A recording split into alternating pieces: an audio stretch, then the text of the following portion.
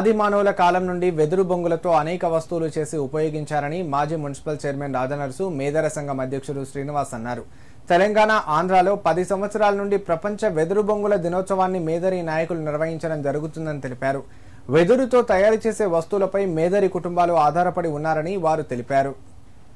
సిద్దిపేట పట్టణంలోని పాత బస్టాండ్ ఎదుట ప్రపంచ వెదురు బొంగుల దినోత్సవాన్ని ఘనంగా నిర్వహించారు. బస్టాండ్ ఎదుట ఏర్పాటు చేసిన వెదురు బొంగుల స్టాల్ను సిద్దిపేట మున్సిపల్ చైర్పర్సన్ మంజుల రాజనర్సు ప్రారంభించారు.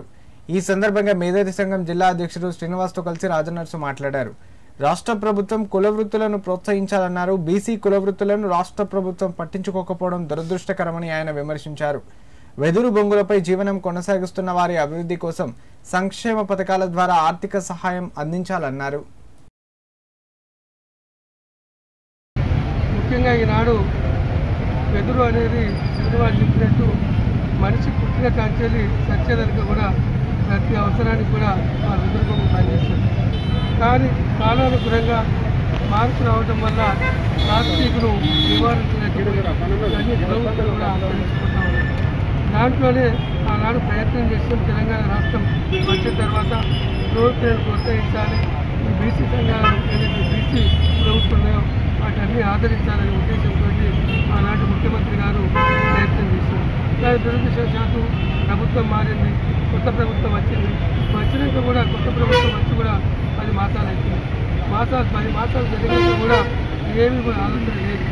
నాటి డిమాండ్ ఒకటే, రాష్ట్ర ప్రభుత్వం ఏదైతే ప్రభుత్వాలు ఇంతకుముందు ఏదైతే ప్రోత్సహించినామో కాకలు కాని వాళ్ళు, మంగళవారం కావచ్చు, ఇద్దరు కావచ్చు, ఇంకా చేపలు అయితే గుజరాత్ చేపలు కూడా పోతాం.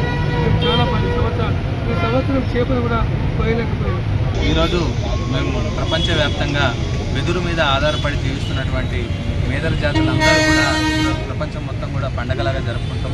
మన తెలుగు రాష్ట్రాలైనటువంటి తెలంగాణ, ఆంధ్రప్రదేశ్లో కూడా ఈ సాంప్రదాయాన్ని గత 10 సంవత్సరాల నుంచి మేము నిర్వహిస్తున్నాము.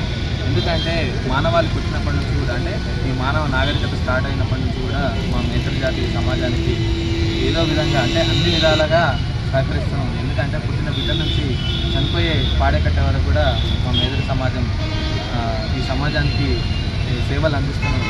అటువంటి కులవృత్తి అయినటువంటి మా మేదర జాతికి ఈరోజు కనుమరుగయ్యే పరిస్థితి ఉంది. ఎందుకంటే ఈ ప్రపంచీకరణ భాగంలో ఈ ప్లాస్టిక్ వస్తువులు ఎప్పుడైతే మన సమాజం మీద రుద్దడం జరిగిందో అప్పటి నుంచి మేదరి వృత్తి మీద దెబ్బపడింది. అదేవిధంగా మా జీవన శైలిలో కూడా మొత్తం కనుమరుగయ్యే పరిస్థితి కనిపిస్తుంది. కాబట్టి ఈరోజు ఎన్నో దేశాలలో కూడా వెదురును ఒక పచ్చ బంగారం లెక్క వాడుతున్నారు.